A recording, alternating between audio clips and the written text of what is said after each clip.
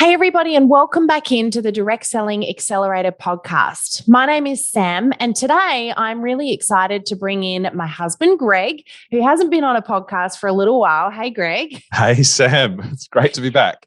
And we're going to be talking today about something a little bit different, about a direct selling industry survey that we conducted to present at the Convergence conference this month. Was it this month? This month, gosh, A week ago. Time is flying so fast. I love it. So we want to talk through some of the fun we had gathering these survey results and what came back from it, and to share with you guys a little bit about, I guess, what's happened with that whole process. And I think this will be really interesting for a lot of you out there to hear, because I think there were some results that came through this that I think so many people thought, oh, that's just me. That's just me. So let's jump on in. I want to get stuck on in, Greg, because we've got loads to go through today, and I think this is going to be a bit of fun. So you ready? This is going to be so unusual to be interviewed on this podcast, so let's do it. I should make this particularly difficult for you, shouldn't I? I hope so. I'm sure you will. I might throw some fun questions your way you didn't expect. Anyway, let's dive on in and get stuck in and have a little bit of a look at our direct selling industry survey results.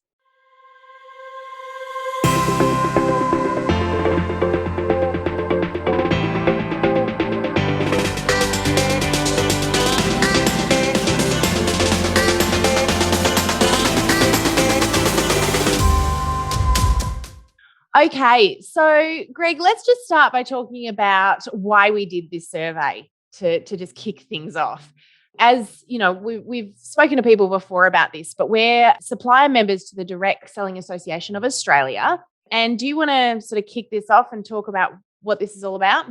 Yeah, absolutely. So we work with the end distributors. That's our passion, to actually support you guys and help you through. And so when we get the chance to work with the Association Direct Selling Australia or with the companies, it's always with your heart in mind. And so when we had the opportunity to do a survey and actually come with what's impacting you and what makes a difference to you and present that to the whole industry body, we thought that was awesome. So what's really awesome about this is we feel quite privileged that we get to represent distributors being many of the people listening to this podcast. And although we get to work with many head offices, many corporates, many of your, I guess, head offices for your companies, and that's great fun, our main thing is, how do we serve you the best? How do we find out what's going on for you guys right now in your businesses? How do we help you grow your businesses? And this was our opportunity. We got invited to find out about what was really going on out there for distributors, business owners, that we could share with those CEOs, marketing departments, owners of companies, so that they had a slightly different understanding of what might be happening. And the reason I think this was really powerful for me to be able to do is I feel that we get to hear some conversations that maybe they don't.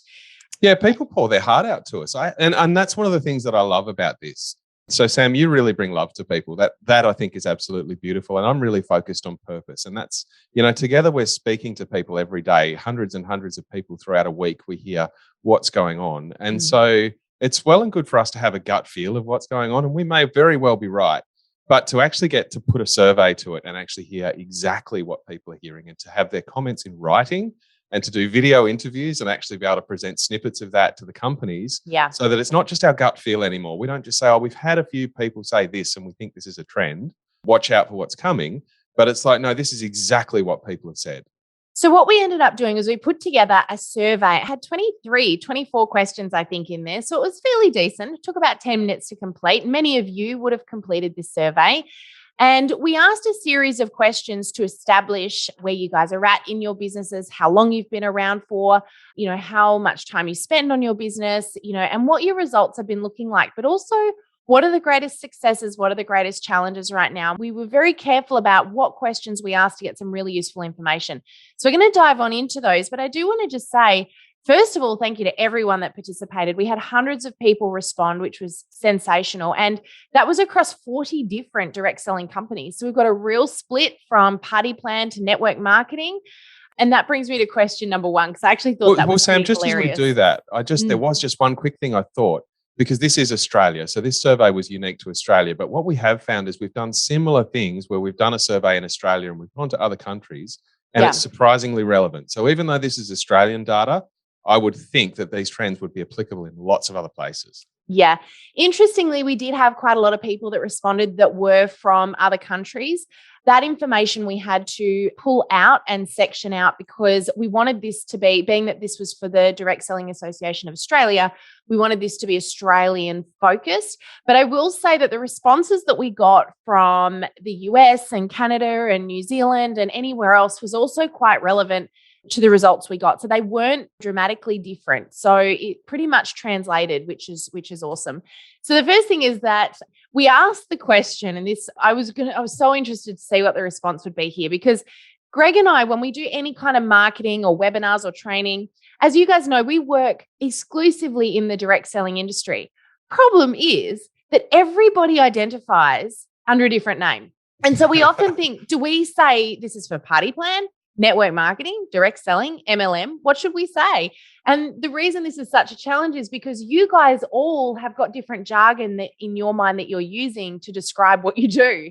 And so it makes it hard for us. So I thought this would be a great question to ask, because then, once and for all, we're going to know then how we should be communicating the style of training we're doing here.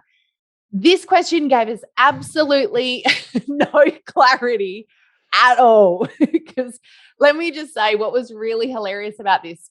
We asked the question, are you in network marketing or party plan? Now, direct selling is like it governs all of it, right? So direct selling is kind of the umbrella. And then under that, you have party plan and network marketing. They're two slightly different types of business. Party plan is where you do the party, and network marketing is more where you might have a recurring charge or something like that, where people sign up as a distributor versus just straight out buying products. So slightly different setup here, right? So what, and if we were talking overseas, Sam, we'd have to add MLM into the mix, which is what a lot of people think network marketing is known as elsewhere. Yeah, but what's really funny about that is some companies in Australia hate being called MLM because I don't know why. MLM meaning multi-level marketing. So we're sitting here thinking, all right, this will be really interesting to see what you guys think you are. And so we asked the question, are you in network marketing or party plan? Now, 45% of people said party plan, 41% said network marketing. So a bit of an even split there. But then we had around about 14% of people who said, I'm not sure, but then there was an option for other. So it said, I'm something else. And then in the other, nearly all of them said direct selling or MLM. So I'm just going to put it out there that this has not solved this problem for me at all. I think everyone's got a totally different idea of what they're classed as. So that was question number one. Didn't help us except to clarify what we already knew. And what was really hilarious about that was we also did, as we did this interview, I video interviewed 10 people as well. And when we delivered these results during the conference, we actually hosted a segment. Oh, actually, I got to tell a funny story here, Greg. I have to tell the story. Oh, no. So we hosted a segment to deliver these results. And as part of that segment, we decided to run a panel. And so what we did was I had video interviewed as well. And we kept it super anonymous. So the people that were in those videos were fuzzed out. There were no names or anything. And I asked them all of these questions. And what we did was we edited these videos and we presented little pieces of those videos to everyone in the room and the panel then went and discussed those particular responses. So we had a bit of fun with that. And where I was going, two places here. The first is that the response to that question there, are you in party plan or network marketing? 5 of the 10 people went, party plan. Nope. Network marketing. Nope. Party plan. No. Direct selling. I'm in direct selling. And so it was quite funny. It had the whole room laughing, which was great. But we finished the panel, right? I'm not used to sitting on chairs when I'm on stage. I pace around. Anyone that's seen me keynote, I like to, get moving, walk around, wave my hands everywhere. I'm having a great time. But in this instance, for the first time ever, I'm sitting on a stool. Now, I was wearing a skirt, so my legs were crossed. I'm going to give you guys a little heads up here. It was a metal stool too, wasn't it? There was no padding, nothing. It wasn't a lot of padding. No, it wasn't super comfortable. And as you guys know, I've been doing a lot of running. So my legs are probably not, I don't know. I'm going to say that they're in struggle street right now. They're pretty tired. And I was on high heels for the first time in a year. I used to be so used to wearing them, but I've been in sketches and things for ages. So with my legs crossed. Anyway, Greg was hosting. He did an amazing job of hosting this panel. Look, amazing in his suit. First suit he's worn in ages too. So the two of us were all dressed up and feeling fantastic. Anyway, he dismisses the panel. He says, thanks, everybody. And we go to get off stage. And I step off my stool only to discover that my foot's dead. And my foot just kind of went, Greg looked at me and thought, actually, I'm out of reach. I was like a deer in headlights because I couldn't get to Sam quick enough to save her. And then she stands up again. I'm like, oh, good. She's okay. And then I see the foot go down to the ground again. I'm like, oh, okay. So I tried to take another step. What I did not know, she had a dead leg. So the second step. Me either. To be fair, I had no idea what was going on. Except I'm seeing this train wreck go in front of me, and I'm sitting there and watching it, going, "Oh no!" And Sam's out of reach, and then she's got it, so I don't have to race to her. And then she's not got it, and I do have to race. And I'm like, "Oh no!" Anyway, I could see steps coming ahead. There was everyone watching. Plus, because of course all conferences are virtual now, or hybrid, I should say. So we had all the virtual people watching. And I still had my mic on. So I hadn't turned the mic off. And so, of course, I'm at this point going, oh, crap, into the microphone. Oh, dear. And then I had to make some joke of it, make light of the fact that this is what happens when I wear high heels for the first time in a year. And anyway, the train Have you forgiven me, Sam, for not catching you yet? Well, I ended up, beautiful Paul from Senegens came up and assisted me to get down the steps because my beautiful husband didn't help. He just stood there and watched this whole thing happen. And the feeling didn't come back into my foot. So I kind of Bambi walked across the stage with like a Gumby leg. Anyway, I'm just going to say that I think this is one of those things I'm not going to be able to kind of brush off as that was funny for a long time because I still feel so embarrassed. Anyway, let's keep going here. It's good that we're talking about challenges, Sam. And I think that's going to be. I'm sorry to interrupt, Greg. It's one of the themes that we've got running through here. We've got an array of things. We've got in the same environment, we've got people who are thriving. We've got people who are holding the same. We've got people struggling. Yeah. And yet they feel like the whole market is in that same place with them. Yeah. And so, it's good to talk about struggles today. Well, I think so. And the other thing is that people often say to me, oh, how do you just get up and do that? How do you talk to a camera and how do you do a webinar and how do you do a live? Oh, I hate doing lives. I feel so uncomfortable. You just do it so naturally. Or how do you get up on stage and talk to all these people? Do you know, I'm just going to be really super clear here. I get butterflies in my tummy. I get nervous every time I do any of those things. The fact that I do it, it's really funny because you'll say to me, other people will say to me, you didn't look nervous at all. And I think, how is it possible that you can't see how nervous I am? But getting up on stage, I feel sick every time because I care, because I want to do a really good job.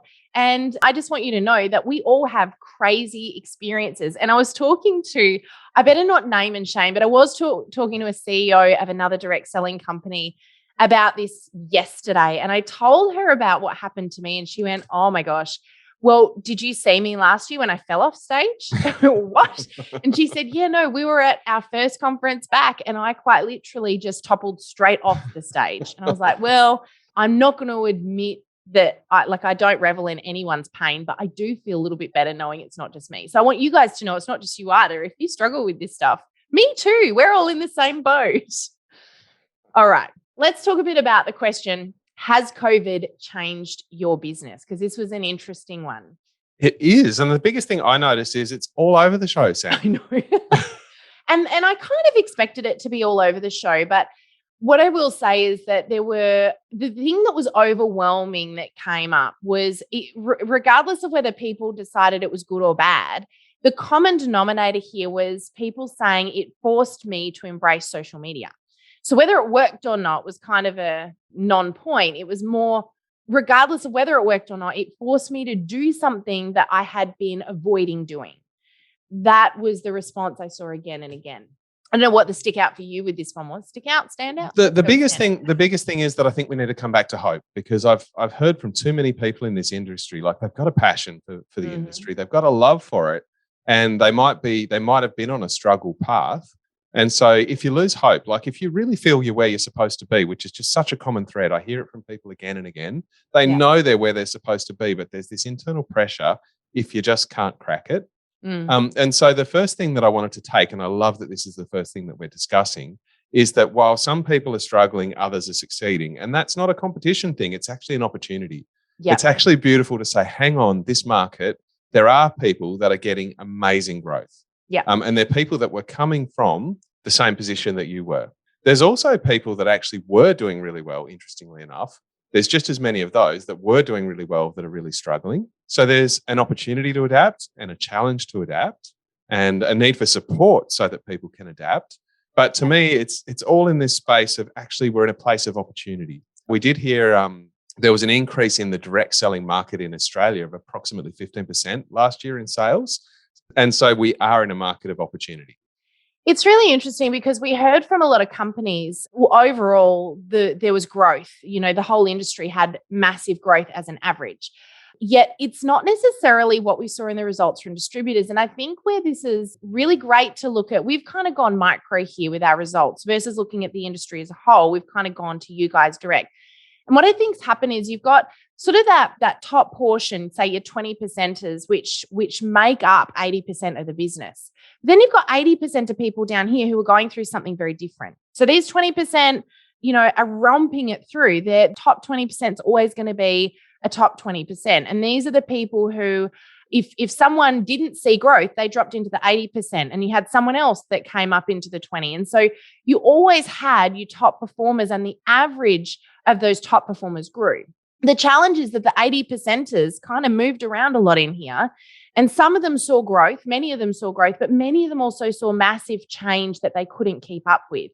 Now, we do know that virtual parties, of course, went crazy. It was one of the things that we did a lot of training in last year. We worked with people really closely on. We created a new course all on virtual parties, and we saw some incredible growth in that space.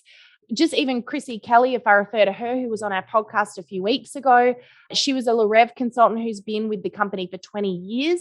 And last year, by embracing social media and virtual parties, she did double what she'd ever done in her business. Her business doubled in growth. Here's what's really interesting. This year, her business has dropped back to where it was. So, and this is where I wanted to kind of go next, because what was interesting was there was such a huge change last year, and all the focus still seems to be on how's COVID affected you? What's COVID done for your business? how did you cope with COVID? Well, COVID is the world now. It is the new norm. I hate to use those words. We kind of got promised that, Sam, last year in about, I don't know, when I first started hearing new norm, back in maybe April. We got this introduction to a new normal, but that actually I don't think was the new normal. That was a transition period. And I think now we're in a new normal. I think what we've got now is the start of something that's going to run, or this year is going to be something that's going to run for quite a while. There'll be evolution, but the revolution was April, May last year. Yeah. And I think too, we've settled into whatever that new norm is. So when, people sort of got used to, tomorrow things are going to be like this, then they might be like this. Well, we've now settled down and we've got our new norm now. We've got, things do, chop and change a bit, but people are getting so used to, well, I don't know if travel is going to be a thing tomorrow or not. I don't know if I'll be able to get on a plane. The new norm is that you can just cancel and change flights like that. It used to be really super hard. So the thing, and I know that because I canceled and moved some flights a few minutes ago in seconds. I just went, how is that so easy? Never been so easy before. It used to be you got to ring them and argue your point. And anyway, so my point here is, if I can get back to it, Sam of many words, is that we're now experiencing things have settled. And so this means that those that had massive growth and change last year, lots of them are seeing things are kind of turning off a little bit. And they're freaking out because they've got used to that big influx of business. And they're thinking that, oh no, this is really bad. Well, it's not. We're just settling into what is going to be the new hybrid world, So I've got some questions for you about this, Sam. I've got two questions that I really want to interview you about. So these people that went really well, had a boom year last year, and they're like, I want this, I love this. And then it settled back to where it used to be. I want to talk about if they're actually stuck. So we're saying that in 2019, they had a result of X. Yeah. In 2020, they doubled it. And now they're back to X again, like they always used to be. Why is that? Is that where it is? Well, I think for a lot of them, it's not actually back to where it was. It's just that it feels like because they've had a drop. So for a lot of them, I think they're still doing well. Some have gone less. I know I've spoken to this survey was a great opportunity to have this conversation with so many people. But what I think's actually happened, and this is what I'm observing, is that people are still behaving the same way that they were last year. They're still doing virtual parties for almost everything, or they've totally changed the way that they operate their business and they've left it that way. And here's what happens. Adapting with anything, but particularly in the times that we're in and on social media, is absolutely critical to your business. Now, a lot of you adapted really well last year. You jumped into virtual and you embraced online parties or online demonstrations if you're in network marketing. If you don't know what you're in, doesn't matter. But for some of you, you stopped. You did that adapting and then you stayed there. And the thing is that in the last 3 months, things have dramatically changed again. And so we need to be consistently adapting. We can't adapt and stay. And I know all you want to do right now is get comfortable and rest, right? We're all thinking, I'm done with all this change. I just want to rest. I get that more than anybody. I've been having this conversation with Greg today. I was like, I just want to sleep for a month. There's just so much change. And the thing is, I understand that. But if we opt not to adapt, if we opt not to change, then that's where we see our business dropping. And that's because we haven't adapted to what our customers' needs are. We're not moving to where our customers are at. Our customers are not in the same place now that they were 6 months ago. They're not shopping the way now that they were 6 months ago. So Sam, I kind of want to Gregify before you continue. You're going to Gregify. I want to come back to what you've said. So you talked about people that are in that 80% being stuck. And we've talked about some people shining in the top 20% and some people moving in and out. But I want to concentrate for a second on those people that are in the 80% that got stuck. And the key of everything that I've just taken, the way I'd summarize what you've just said is adaptability is the key to move out of that 80%, move into the top 20%. And then if you stop adapting, because if you get comfortable, if you say, right, I adapted, I shifted, I want to stay here, I want to be comfortable, you just fall back down again. But that's a really scary sounding thing. And I feel if we stand here and say to people, you know what, you just have to adapt. Your backside's on fire. I don't want to come across and say, you know what, the world is burning underneath us and we have to run, because that's not what adapting is. Adapting is not that. What I saw from adaptability last year, and the best adaptability that I saw that really shone people through, probably happened in April and May, where people said, right, I'm going to do this. Might be a challenge, but I'm going to have a crack at it. And in a period of weeks, they were willing to try stuff. They were willing to roll it out. They were willing to get themselves in front of a microphone or do something they wouldn't have done in the past and have a crack at it. And people connected with them. And so to me, that willingness back then of being adaptable because they thought they had to be was actually the breakthrough they were looking for all along. And so it's how do we have this balance of, we don't want to be exhausted. So we've got to balance our need for comfort with the need that the world is adapting, and we don't want to miss out and feel uncomfortable simply because we're stuck and we're feeling, overwhelmed and things, because that's just as uncomfortable as it's more uncomfortable than actually a little bit of adapting. And so that's my summary of all of that. I think what's really interesting though is that for a lot of people, when I say adapt, they hear I've got to get it right. Like I've got to be good at it. And it's totally different. It's what you just said, Greg, is that willingness to have a go. And adapting doesn't mean I need to start using social media and be a pro at it. It just means you've got to be willing to try. You need to be willing to change your behavior to test something new. And really, it's about where are my customers at? What are their behaviors right now? Most importantly, what are my customers' needs and how do I make sure I'm serving those needs? Caring about the customer and loving them. Like if we were perfectly adaptable, we'd be the richest. Anybody who's perfectly adaptable is the richest person on the world. Like the most adaptable. So it's not about perfection. None of us are sitting here and saying, you know what, we want to have $300 billion. Yes. That's really not our goal. Elon Musk is a really good example with this. We've both, by the way, if you've not read the book, is it just called Elon Musk? I don't even know. You can look it up while I'm talking. Yeah.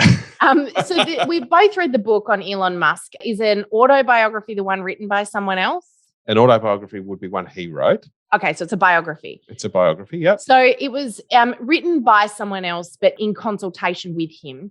And reluctantly, and they introduce, Elon comes in and explains that he didn't really want this book written, but he figured it was going to get done with or without him. So he might as well work alongside this guy. So he did. But what was really interesting about it was it told the story of where Elon Musk came from and where he is now and what his future plans and dreams and aspirations are. Now, I didn't know a lot about Elon Musk prior to reading this, and I don't read a lot of nonfiction books, but in this case, I just couldn't put it down. And the reason I found it so fascinating is because he is so adaptable, and I'm like almost in a non-human sense. He's kind of a bit alien, this guy. He's adaptable. I love this, Sam, because his adaptability is on everything except two topics, as far as I can see. He's not adaptable on his mission or his purpose, like his target customer. So he's really strong on who he's here to serve. Like that book lays out years worth. He's probably not adaptable in relationships so much either. But that's nobody's perfect. But when we read that book, it had been out probably a year. And then for the next 2 years afterwards, there's stuff in a publicly available book that laid out what he was doing for the next coming years. It was incredible. But what's that amazing clarity of is vision. He's gone bankrupt multiple times and come back to be a multi-billionaire again because he adapts. Like his mission remains the same. You're quite right. But he's adapting to what's going on around him so quickly. And like I said, superhuman. It's not, I kind of look at it and think I aspire to be like that, but I don't expect I ever will be because he's just a bit on the side of things. But it's an amazing book to read because it shows you just how being so adaptable doesn't mean being right. It doesn't mean getting it right. It just means be willing to try. And the amount of things he tried that failed before he worked out what did work. How many launch attempts did he make with the shuttles? What was it? The shuttles? It's heaps. So Sam, if I make a pumpkin soup and you come along and you taste it and you go, it just needs a little sprinkle. Yeah, that's exactly right. And you go, it just needs X, Y, and Z, and it's a tiny little sprinkle. So I guess what I'm saying is, a tiny little sprinkle of adaptability each day. We're not talking a massive amount, but a tiny little sprinkle each day is like the difference between a crappy pumpkin soup and an amazing pumpkin soup. And so I think maybe that sums up what we need to say about just have a little go at adaptability. Yeah. All right. So what question are we going to go to next? I'm hoping that makes a few people feel a little bit more comfortable with the fact that, you know what, none of us are going to get it right, but lots of people are experiencing this flop, this sensation of things are dropping again this year. So I just want to encourage you, just think about what's the one thing that you can do right now to try. Where can you move? Where can you adapt? Where can you be what your customer needs? Have you recently thought about, put yourself in your customer's shoes? Have you recently got curious about what they're up to? I love watching competitor people on social media and watching the comments that my ideal customers in other markets are making on their posts, because it teaches me a lot about what's going on for them when I'm reading their interactions with others. And you guys can do the same thing too. Watch some of the people out there that are doing incredible stuff in your industry that you aspire to be like or that you admire, and have a look at how they're interacting with their customer and how they're serving their customer. And that's going to show you a whole load in that space as well. So another thing that I noticed, Sam, is that 2/3 of people are working 15 hours a week or less. Yes. We asked the question, how many hours a week are you working on your business? I'm just reading the survey as we're talking here. And within that, 82% of people said that one of their top 3 activities was social media. And by far and away, like no other activity fits in those top 3 like that. The next nearest one is just general training, which is half the number of people said that was one of their top 3 activities. So people recognize the importance of social media. Yeah. What do we think about that? So I'm actually going to tie a few questions in here. So we asked, how many hours a week do you work on your business? We asked them, what are the top 3 activities you're doing this time? So nearly 46.5% of people said that they work between 5 and 15 hours a week on their business. Now, in that, 82.55% said that they're at one of their top 3 or their top activity was social media, followed by 41 or nearly 42% said receiving training. And then everything was below that. And we had recruitment, sales, training my team, admin, delivery, post, company meetings, selling, product demonstrations and parties, personal growth and other. So everything else fell way below here. So we had 82.5% said social media, 42% said receiving training, and then everything else was under that. So where I want to go with this is that we then later on ask the question, on a scale of 1 to 10, how happy are you with the results that you're getting on social media? 1 being it's not working at all and 10 being I'm super happy. The average number was 4. So 82.5% of people said that social media is their main core activity in their business.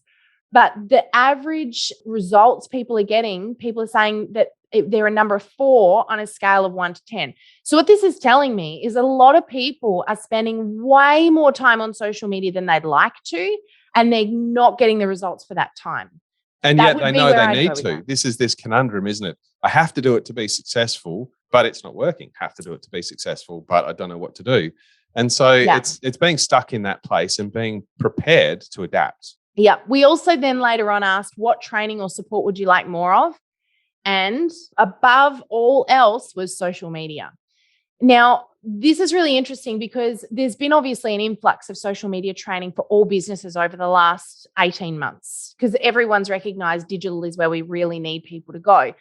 The problem, I think, for so many is it's still not the right training. It's not giving people what I am seeing happen. This is my opinion now from my observations. This is not from the survey, but what I've seen happen a lot is you've got 80% of people here have not yet got the foundations right on social media. So 80% of the field would be people that are essentially wasting time. They're jumping on social media, they're posting randomly, their strategy is a bit haphazard if it's there at all, and the foundations aren't built. They don't know who they're talking to, they don't know how to talk to those people even if they do, and they don't have a strategy around how often should I be posting and what should I be posting and what results do I even want to get. They haven't even laid out a key objective. So this is 80% of the people out there. Then you've got the 20% of people that are rocking it. They're doing amazing stuff. They've totally cracked their code. They know who they're talking to, how to talk to them. They know exactly what to post and when. They're doing stories and reels and videos, and they're all over it. These are the people that are, probably in many cases, the top 20% of the industry, right? The leaders. Can I just say something there, Sam? Because where you said exactly, I would say approximately. Okay. They approximately know who they want to talk to, and they approximately know what to say to them. Because I think some of them have accidentally worked it out. They've accidentally figured out how to make it work, but they don't actually know what it is that they're doing right. I had this conversation with someone the other day who's doing amazingly well on social media. And when I questioned her a bit about how she got to the strategy she's using, she actually didn't even have a strategy. She'd accidentally stumbled across the right way to do it. And if she changed anything, she was going to fall off that and not know how to get back because she didn't know what she was doing that was so right. But where I wanted to go with this is that what's happening is a lot of companies are taking that 20% and they're saying, right, you've got it. You've worked it out, right? I want you to teach these people down here how to do it. So the 20% jump in and they teach everybody how to do what they do.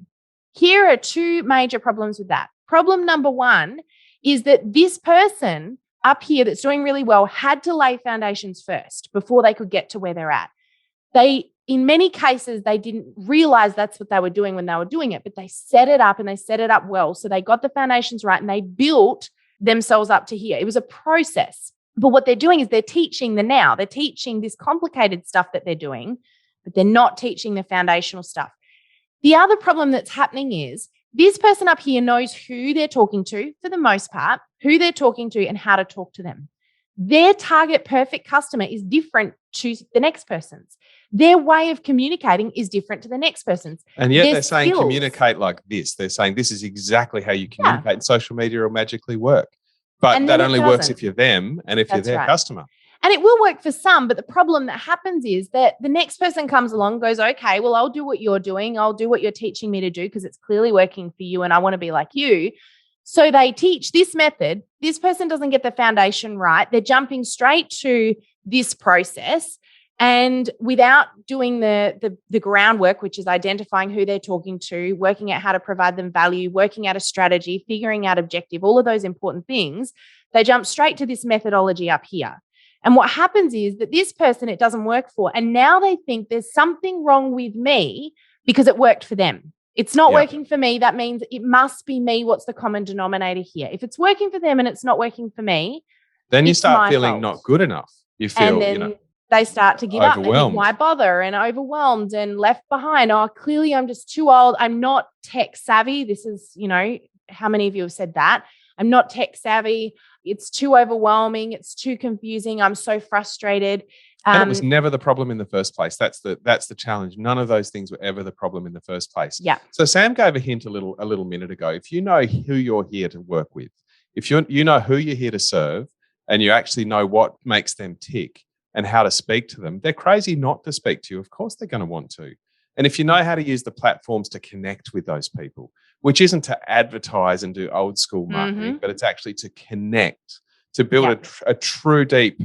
To start, you don't have to create a marriage in the first component of meeting them, but you actually do want to build a true deep connection. And it starts with the first dip in the water.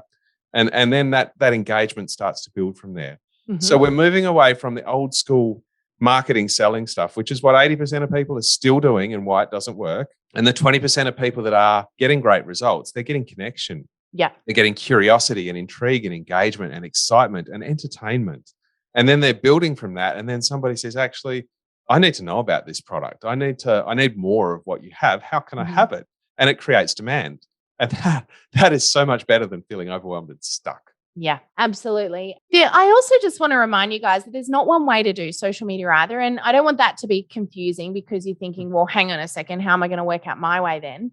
It's actually simpler than it sounds. But I just want to, I guess, use the analogy of if you were to go to a networking event, or you were to go to a party or a barbecue and you were to start a conversation with somebody. Imagine if your best friend told you exactly how you had to have that conversation. You need to say this, you need to stand like that, you need to say this many jokes. This is the language, these are the words, this is how you should hold your head. Hug, don't hug, touch, don't touch. If they told you how to communicate with another human being, you would feel awkward and uncomfortable. You wouldn't feel like yourself and you wouldn't get the results, even if that method of communication is exactly what works for them. Now, here's the trick. Social media is very much the same. It is simply you communicating using your skills, your methods, your way that works well for your ideal customer. Now, if I try and be someone else on social media, everyone's going to sniff out something's not congruent, something's not right. You've seen other people doing it before where you see them writing posts and you think, that doesn't sound like you at all. Where have you taken that from or who are you copying right now? But when someone is being themselves because it feels congruent, you feel like you connect to it straight away. And so this is why taking a leaf out of somebody else's book, you can absolutely take inspiration from someone else.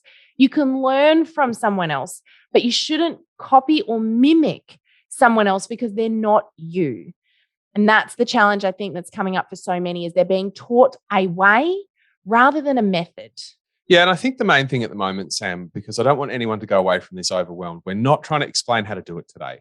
We are definitely not laying out what you need to do, and it isn't really that hard. We're simply trying to clarify the challenges that people are experiencing out there.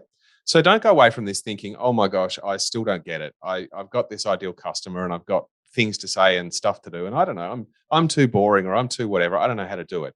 That's not the point. What we're saying is that actually to crack results in this industry, you have to be yourself, but you have to know how to be free to be yourself. Yeah. And you have to know how to communicate who you are to the people that need you and need you in their world. Yeah. Because the products that we work with are partnered with direct sellers for a reason. The companies want us. And it's not about just the product because the companies could just sell them directly on social media themselves if they want to. But yet there's something you bring to the table. And so that has to shine through and then that allows you to get results. And so a little bit of adaptability, a little bit of willingness to try some new stuff and to recognize and a bit of a guideline of spotting things that do work, spotting things that don't work, and just using that to weave our way through the path. Yep. So Greg, I want to jump into one of my favorite questions that we asked. And the question was this, it was, what's the best thing about this industry and what's the worst thing about this industry? Now, this was really funny because it kind of put a lot of people on the spot. And the great thing was that this was an anonymous survey. So we got a lot of really honest responses. I'm just going to, break things up a bit here to tell you what I think is the best thing about this industry. Are you ready? Go. I've got our award in my office. So one of the things that we are so excited by is that during the conference, we won the Supply Member of the Year award from the Direct Selling Association of Australia. for all of the very hard work that we put in last year to help all of the businesses, get you guys up to speed, which was such an honor and so exciting. But I just want to say publicly, so that this can't be taken back, this lives in my office, not Greg's. We'll put that to a vote. We'll put it to a vote. I have a shelf and you don't. But yeah, seriously, it was so exciting. So exciting to receive that award. And I will say that I just need to throw that in. That was and I'm not ashamed to do a little plug for that. But I do want to say Sam, I want to talk about that because actually I don't want to start with what is the biggest thing, the most popular thing about this industry, because one of the things that you just talked about then was recognition. And we've been to so many conferences, and one of the biggest things that people miss about in-person conferences is the loss of recognition in our lives. There's so many women out there that feel we're mostly speaking to women, so I'm gonna stay down that path. We have some beautiful guys that are in our training. True. And hey, I might be talking about me too. I don't know. There's so many people out there that we're all craving recognition. I mean, we are. Yes. We are all craving recognition. And so all jokes aside, there's actually a huge power in getting together as a group and celebrating some wins. Yeah, you guys need to hassle your head offices and say, get us back in person, guys. And while you're at it, Sam and Greg need to talk at our next conference. It makes all the difference. It's the fire that starts something. And we find that although you need support afterwards, and that's the next thing that I'll talk about. So the first thing is that we're talking about here is recognition. The next thing after recognition is actually the camaraderie. Also not one of the highest things. It's one of the common things that people mentioned is camaraderie, but it's another thing that I've seen. So people. Well, the word that people said was community. So it was community and connections. And the thing that people loved most about the industry was being able to get together with other peers and feel like they were a part of something. So it's almost like, kind of being in a club, being in a group. And you guys know what I mean? Like when you get to one of those company conferences and it's like, the excitement and the just that community and connection you have with others, the amount of people that don't have this business for money, but have it because of that feeling of I belong. And it's so powerful. And it's actually the reason I know, like all jokes aside, the reason that this means so much to me is because this is the industry I love so much. And I miss being in the industry because I miss being part of those conferences as a distributor. And being part of that recognition and getting that recognition, that was a huge driver for me back when I was in the industry. So being able to receive that was kind of like my little, okay, I can, I'm part of it again. So Sam, there was another really popular one, and I'm still not getting to the number one, but there was another really popular one, which is actually one of both of our top 3 values, and that's travel. So the opportunity to travel, go places, explore, and do stuff like that is also a really common theme for people. It's one of the things that brings them to the industry. And it's one of the things that people have struggled with since everything's been locked down and travel has been pulled right back. Because when you're craving some recognition in your life and you want some travel and you want community and connection, and those things are taken away, that does make it hard. And that's one of the reasons that people in this industry have really struggled. In some ways, a lot of people have struggled with those emotional needs over the last 12 months because they're really common threads. And even if people don't express that they're their top values because maybe they don't know how to express it, or maybe they don't know it's actually okay to say, I love to travel. How do you feel bad about saying it? But actually, it fills my heart to travel. It makes me a better dad. It makes me a better business person to travel. And I think I could say the same for you, Sam, that it fills your heart in the same way. So those sort of values are really important. But the one that was the top was actually flexibility.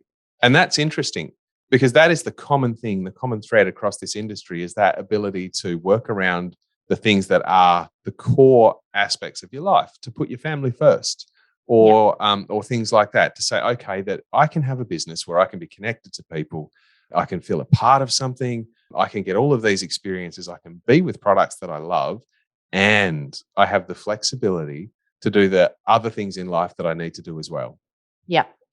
Okay, we need to move it along here, Greg, because we've held up people for far too long with our banter and our backwards and forwards. So there's 2 more things I want to touch on quickly. The worst thing about this industry, and I want to just have a little bit of I don't want to rant, but I just want to talk about something for a second that I think is really problematic right now. The one thing that was the biggest thing for all responses that came up again and again and again, there were lots of things that people said in here, but the one key thing that just kept getting repeated was stigma. Stigma is the worst thing about this industry. Now, here's where I'm getting a little bit annoyed and frustrated right now. You get one or two people that make it really hard for the many. Now, I love that this industry is so global. There's so many different businesses all across the world in network marketing and party plan. One key thing that I know is so very different that I think it's really unfortunate, but I feel a lot of companies maybe don't tap into this enough, is the fact that different countries have got very different cultures when it comes to the method in which we should be selling and promoting our products, particularly on social media. For example, in America, they love us to be a lot more direct with everything. This softly approach, the relationship building, as much as that can work, they're so much more used to people just coming on in there and sending DMs and messages and being a little bit more blatant with the selling process. In Australia and New Zealand, and I'm sure many other countries in the world, we can't get away with doing that and people actually responding well. And that creates a stigma. It creates an attitude of, oh, here comes that party plan or that network marketing person. They're going to sell to me. And people can smell it a mile away, particularly in Australia. I think we're kind of attuned to, we know when there is an intention there. It's kind of a, what's the word I'm looking for? This person isn't really genuinely wanting to be my friend. They've got a motivation. What's the word? Second motivation. They're here to sell me something. Secret motive. And that is not tolerated very well in Australia. It does create a stigma, which makes it hard for everyone else. Now, here's what I just want to put out there. For most of you, hopefully all of you listening today, you guys are doing all the right things. But I just want to say it takes that one person who does the wrong thing that affects so many of us. And here's where the problem lies with social media right now. As it is, Facebook, Instagram, Twitter, TikTok, we all know the problems with TikTok. They've actually banned this industry on TikTok in the US, and that's probably not all that far away from happening in Australia. So the problem that we've got is that these platforms are also aware of the stigma. So you get one person that goes, I know what the rules are, but I'm going to break them anyway. Because right now, this is short-term thinking. Right now, I'll get the sale and I don't care about tomorrow. What they're doing is they're not just ruining it for themselves long-term, they're ruining it for everybody long-term because the platforms as it is are making it hard for us to grow this business.